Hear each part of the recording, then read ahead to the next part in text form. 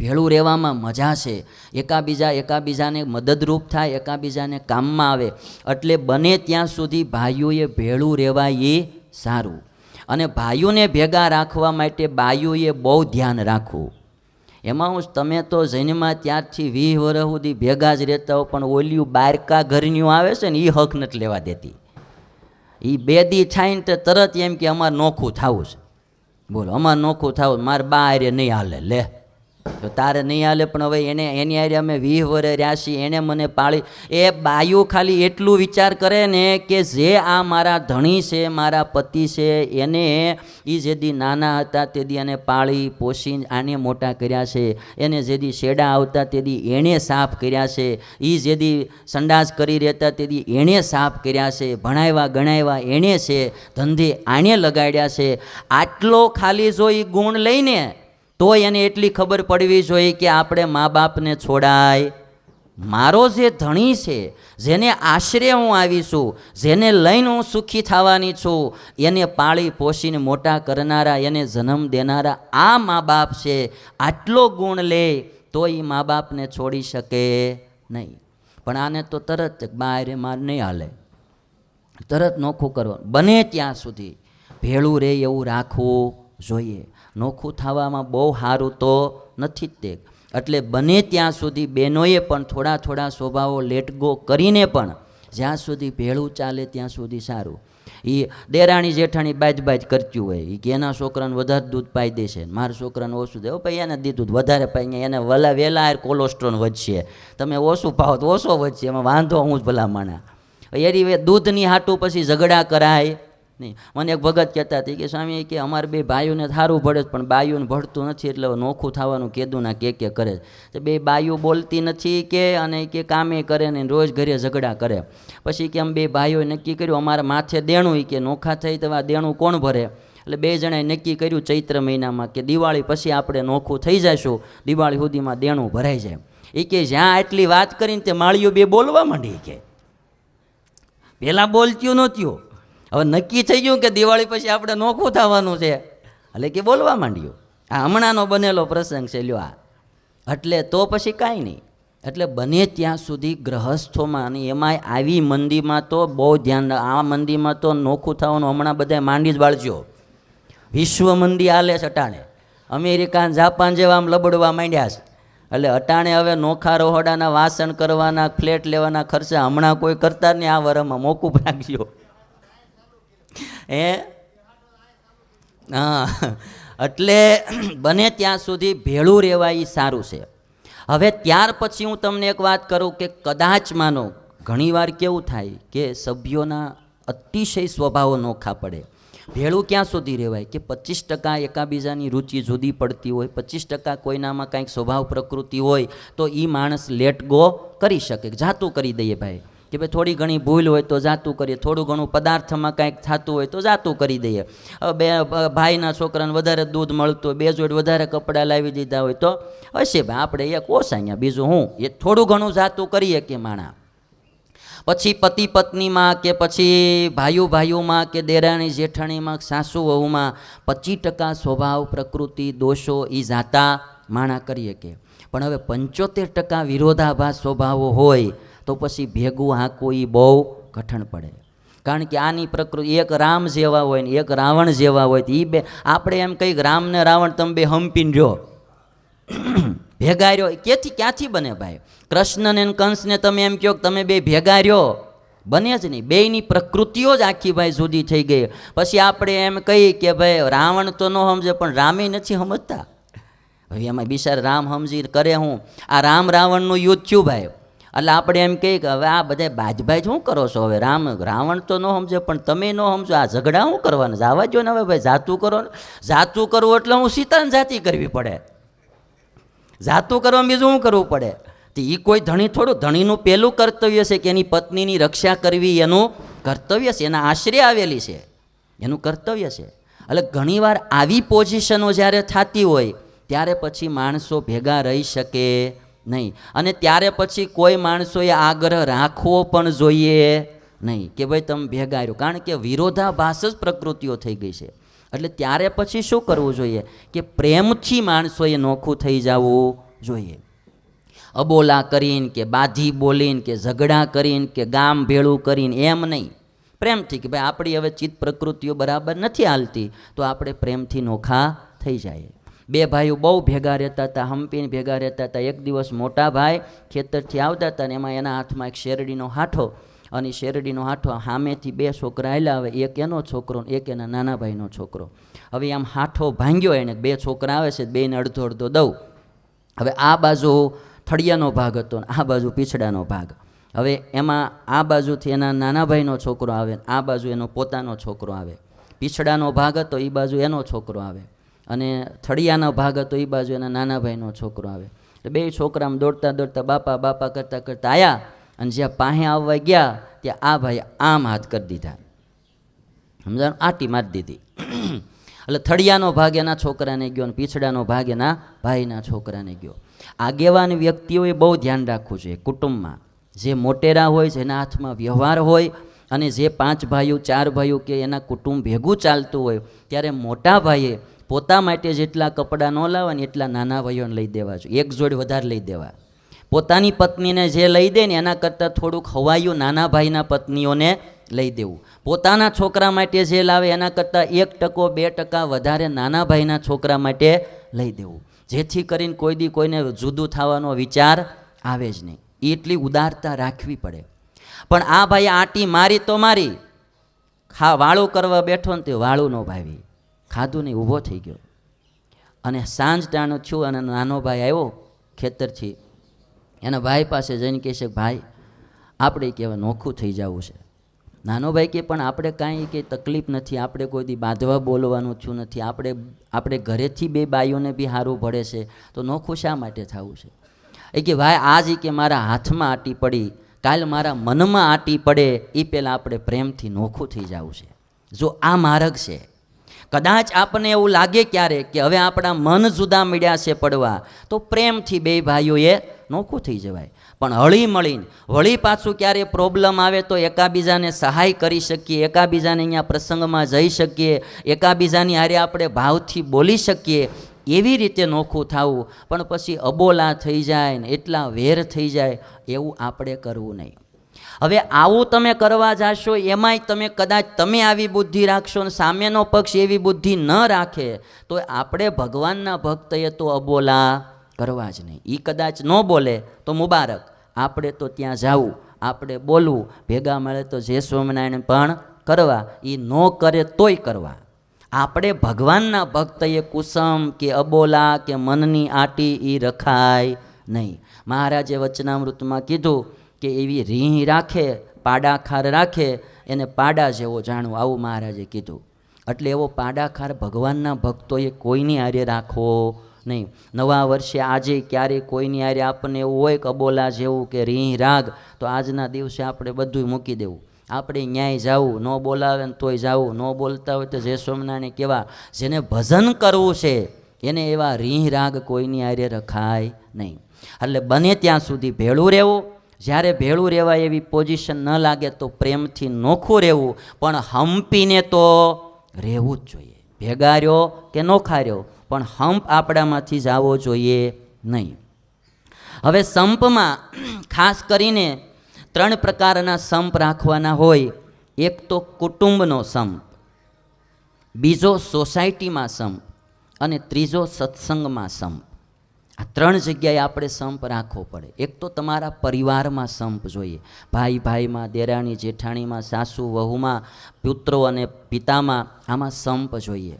બીજું, જ્યાં તમે રહેતા હો ત્યાં આડોશ પાડોશમાં પણ સંપ હોવો જોઈએ. એમાં એકાબીજાને ગમે એવું આપણું વર્તન હોવું જોઈએ. અને તો એક પાડોશી મકાન બદલવાના હતા ને, એ જાતા હતા બીજી જગ્યાએ, તે બાજુના પાડોશી હારે કાંઈ જામતું નહોતું, રોજ બાંધવાનું થતું હતું. તે વળી તો ઓલી બાઈ જઈને ઓલા પાડોશીને જઈને કહેવી, હવે તો એ કે અમે નવા મકાનમાં જઈએ છીએ તો અહીંયા શાંતિથી રહેવું, કારણ કે અમને પાડોશ સારો મળશે. તે આવડી આ બાઈ બોલી કે હવે તો અમે શાંતિથી રહેવું, તમે અહીંથી જાઓ છો નહીં. કે આવી એકબીજાથી કંટાળ્યા હોય એવું વર્તન આપણે ભગવાનના ભક્તોએ રાખવું નહીં. ઘણીવાર તમે છે ને સોસાયટીમાં એવી રીતે રહેતા હો ને એવી રીતે બાંધતા હો ને એવી રીતે તમારા વર્તન હોય ને અમે તમારી અહીંયા પધરામણી આવીને તે બાજુવાળા અમને ગાળ્યું દે કે આ સ્વામી હું સમજીને આને ઘેરે આવ્યા છે, આવું થાય હો. એટલે સોસાયટીમાં બી સંપ હોવો જોઈએ. અને ત્રીજું, સત્સંગમાં સંપ હોવો જોઈએ. આપણે મંદિરે જઈએ, સંતો હરિભક્તો એ આપણો પરિવાર છે, એમાં બી આપણે હંપીને રહેવું જોઈએ. હવે કુટુંબના સંપમાં સૌથી પહેલી વાત છે ભાઈઓ ભાઈઓમાં હંપ જોઈએ. ભાઈ ભાઈમાં સંપ માટે આદર્શ દ્રષ્ટાંત આપણી હિન્દુ સંસ્કૃતિનું રામ, ભરત ને લક્ષ્મણ. તમે જુઓ, લક્ષ્મણ ભાઈ હોવા છતાં એક દાસની જેમ રામની એણે સેવા કરી. નાના ભાઈનું આ કર્તવ્ય છે કે મોટા ભાઈની સેવા કરવી, મોટા ભાઈની આજ્ઞામાં રહેવી. અને એક વાત આજ એ બી સમજી લેવી કે મોટા ભાઈને ક્યારેય તુકારે બી ન બોલાવવા. આજે સમાજમાં ઘણા નાના ભાઈઓ મોટા ભાઈને તુકારે બોલાવવા માંડ્યા છે. મોટા ભાઈ છે એ નીતિ એવું કહે છે કે પિતા સમાન કહેવાય. મોટા ભાઈ એ પિતા સમાન કહેવાય. એટલે પિતાજીની જેવી મર્યાદા મોટા ભાઈની નાના ભાઈએ રાખવી જોઈએ. જેમ લક્ષ્મણે રામની સેવા કરી, એવી જ રીતે જેમ રામે લક્ષ્મણની ભરતની દેખભાળ કરી, એમ મોટા ભાઈએ નાના ભાઈઓની દેખભાળ કરવી જોઈએ. નહીંતર આમાં પરસ્પર રહીને સંપ રાખવામાં હું ઘણીવાર કહું છું કે સંપ રાખવો હોય ને તો બે પક્ષેથી પ્રયત્ન કરવા પડે, એક પક્ષેથી સંપ ન રહે. સંપ રાખવા બે પક્ષે પ્રયત્ન કરવા પડે. બે ભાઈઓએ, સાસુ અને વહુ બેએ, દેરાણી અને જેઠાણી બેએ, ગુરુ અને ચેલ્લો બેએ, ગુરુભાઈ હોય તો બે ગુરુભાઈએ પ્રયત્ન કરવા પડે સંપ રાખવા માટે. અને કુસંપમાં એકનો પ્રયત્ન કાફી છે. કુસંપ કરવો હોય એકનો પ્રયત્ન કાફી છે. એક પક્ષ કહેતો હોય ભાઈ તું જેમ કેમ પણ આપણે ભેગા હંપીને મારે તારી હારે હાલે જ નહીં, બીજો પક્ષ બોલે. એટલે કુસંપ કરાવવામાં એકનો પ્રયત્ન કાફી, પણ સંપમાં બેયના પ્રયત્ન જોઈએ. એટલે જેમ મોટા ભાઈનું નાના ભાઈઓ રાખે એમ નાના ભાઈનું મોટા ભાઈઓએ રાખવું જોઈએ. નાના ભાઈઓને વિશેષ આપવું, એને વિશેષ આદરથી બોલાવવા, એને બને ત્યાં સુધી તુકારે બોલાવવા નહીં, તો બહુ મર્યાદા જળવાશે. નહીંતર પછી મારી પાસે બે ભાઈઓ આવ્યા હતા, તેમાં મોટો ભાઈ મને કે સ્વામી આમાં નાના ભાઈને જરાક કયો કાંઈક. મેં કીધું હું? મને કે મને ઉકારા ને તુકારા કરે છે, એને જરાક કંઈક કયો કે લક્ષ્મણની જેમ સેવા કરતો થાય કેમ.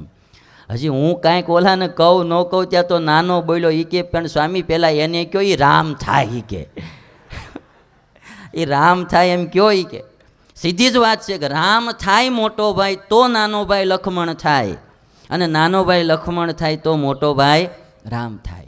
નાનો ભાઈ રાવણ હોય તો કાંઈ મોટો ભાઈ રામ બને, એ સીધી જ વાત. બે પક્ષે સંપ રાખવા માટે મહેનત કરવી જોઈએ.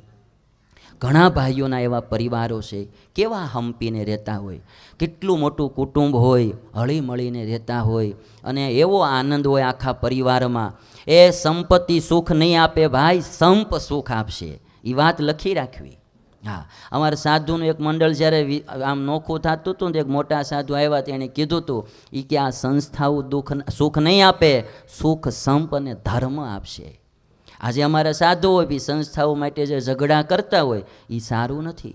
સંસ્થાઓને જાતિ કરીને માણસોએ સંપ રાખવો જોઈએ. અને એવું લાગે તો પ્રેમથી નોખું થઈ જવું જોઈએ, પણ બાજ કરવું, કુસંપ કરવો, પક્ષા પક્ષી, મારા તારી, ખેહા ખેહી અને મિથ્યા અપવાદો, આ આપણા સત્સંગીઓને શોભે નહીં.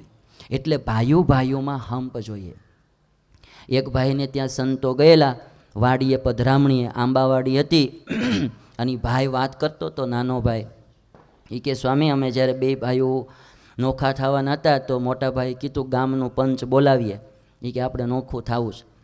તો મેં એને કીધું હતું ત્યારે કે ભાઈ એમાં પંચ શું બોલાવવાનું, કે આપણે સમજી નોખા થઈ જાય, વસ્તુ પદાર્થના ભાગ પાડી લઈએ. તો એ કે મોટો ભાઈ કે ના, કે અમને પંચ બોલાવવું છે. ત્યારે કે મેં એટલું કીધું હતું મોટા ભાઈને કે ભાઈ આપણી જે કાંઈ મિલકત છે એમાં તમારે જે જોઈએ એ મારે ન જોઈએ. કેટલું સમર્પણ બોલો. અમારે હજી થઈ શકે, અમારે કાંઈ પણ છોડીને નીકળી જવું હોય તો નીકળી જાય, કારણ કે અમે બીજે જાય બીજે કોઈક રસોઈ દે, પણ તમારે સંસારીને પરિવાર લઈને ક્યાં જવું બોલો. છતાંય કે નાના ભાઈ એટલું કીધું મોટા ભાઈને કે મોટા ભાઈને જોઈએ એ મારે ના જોઈએ. અંતેલી કે મારા મોટા ભાઈ એટલું કીધું હતું તો પેરે કપડે ઘર બારો નીકળી જાય, કે બોલો પેરે કપડે ઘર બારો નીકળી જાય. અને તે દી કે હું પહેરે કપડે મારી પત્નીને અને છોકરાને લઈને ઘર બહાર નીકળ્યો હતો અને ગામમાં ભાડે મકાન રાખી અને દાડીઓથી મેં શરૂઆત આજીવિકાની કરી હતી. આજે કે આ જો મારે ઘેરે આટલી મોટી આંબાવાડી છે, એ આંબાની નીચે ભગવાન ને સંતો બેઠા છે અને હાંખની કેરી ખાય છે. મારા મોટા ભાઈ કરતાં મારી પાસે આજે 3 ગણી સંપત્તિ વધારે છે. એ કે જો પણ સમર્પણ કેવું, સંપ રાખવા માટે. એટલે ક્યારેક આ લોકોની સંપત્તિને જાતિ કરીને પણ ભાઈઓમાં સંપ રહે એ બહુ જરૂરી છે. આજના યુગમાં કેવું થઈ ગયું કે માણસોએ ધનને આ લોકના પદાર્થોને એટલું મહત્ત્વ આપી દીધું, એટલું પ્રધાનપણું આપી દીધું કે મા બાપ ગૌણ થઈ ગયા, ભાઈઓ ગૌણ થઈ ગયા, અરે દેરાણી જેઠાણીને સંબંધો ગૌણ થઈ ગયા. વસ્તુ પદાર્થ અને લૌકિક સુખને એટલું પ્રધાનપણું ન આપો કે આપણને આપણો પરિવાર ગૌણ થઈ જાય. એ ક્યારેય ગૌણ ન થવો જોઈએ. આપણા જીવનમાં, આપણા હૃદયમાં મા બાપ, ભાઈઓ, આપણા પરિવારના સભ્યો એનું સ્થાન રહેવું જોઈએ. આપણે એમ કહેવાય છે કે મેં સાંભળ્યું છે કે લગભગ આ પ્રસંગ માતંગી ટ્રાન્સપોર્ટવાળાનો, હવે એ જ્યારે મોટા ભાઈ એના નાના ભાઈ બહુ ધંધો નહોતો ચાલતો ત્યારે એણે નાના ભાઈને એને એ કંપનીમાં ભાગ દીધો બેઠે બેઠો. અને પછી જ્યારે અમુક સમયે નોખું થવાનું થયું ત્યારે મોટાભાઈ પાછું એટલું કીધું કે તારે જે જોઈએ તે તું પહેલાં માગી લે. તો એ કે આ માતંગી ટ્રાન્સપોર્ટ નામ છે એ મને આપી દો. આપણા સ્વામિનારાયણ ભગવાનના સત્સંગી છે મોટાભાઈ, 2 ભાઈઓ. હલો એ કે સારું જા તને કે દીધું. તો એ કે મારે ટ્રક પણ મારે જોતા. મોટાભાઈ કે જા તને બધાય દીધા. મોટાભાઈના છોકરા કે બાપુજી અમે શું કરીશું? એ કે જો છોકરાઓ, આ તમે નથી કમાણા, આ જે કાંઈ મેળવ્યું છે એ બધી કમાણી મારી છે અને દેવાનો અધિકાર મારો. તમે વચમાં ન આવો. મારો નાનો ભાઈ જે માગી મારે દેવું છે. વિચાર કરીએ આપણે તો એમ લાગે કેવા કુટુંબો આ લોકની વસ્તુ જાવા દઈને પણ એ સંપ રાખે.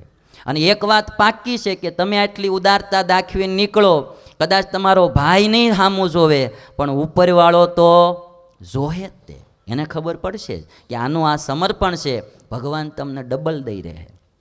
એટલે ભાઈઓમાં વસ્તુ પદાર્થ માટે ક્યારેય કુસંપ થવા દેવાય નહીં. બને ત્યાં સુધી સંપ રાખવો જોઈએ.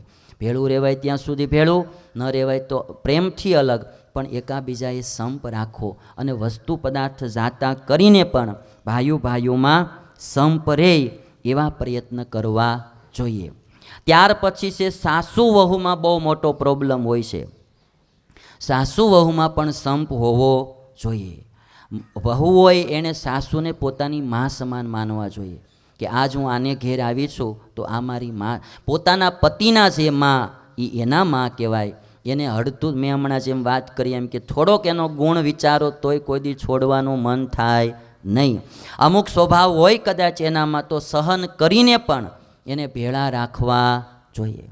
એકનો એક દીકરો હોય, હવે એ માતા પિતાને કેટલો કોડ હોય કે આને પરણાવીએ, આને આપણે મોટો થાય, જલ્દી પરણે, ઘરે વહુ આવે તો આપણા માથેથી થોડોક ભાર ઉતરે ને એ હળી મળીને રહેશું. અને એ પરણીને આવે ને બીજે જ વરે એ વહુ એમ કે મારે બા હારે નહીં ભળે, મારે નોખું થવું છે. ઓલાને જિંદગી જીવવી કેમ?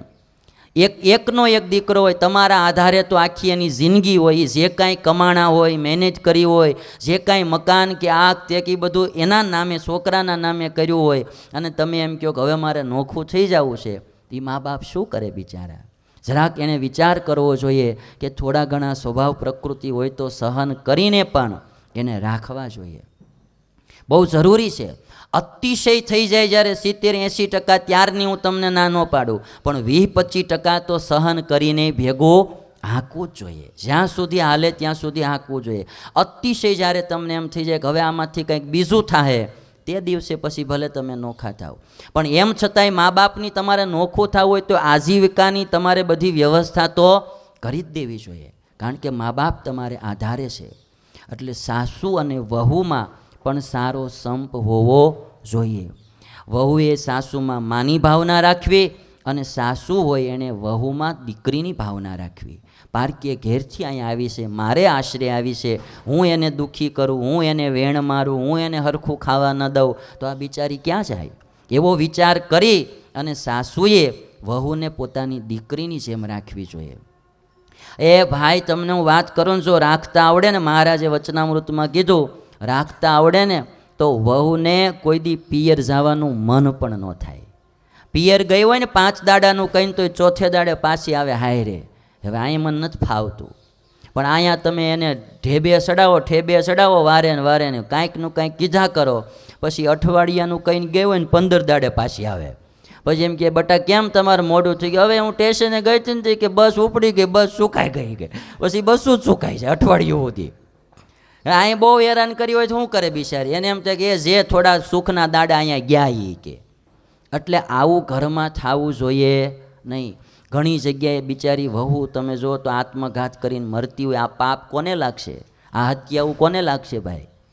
જેણે ત્રાસ દીધો હશે એને બી લાગવાની.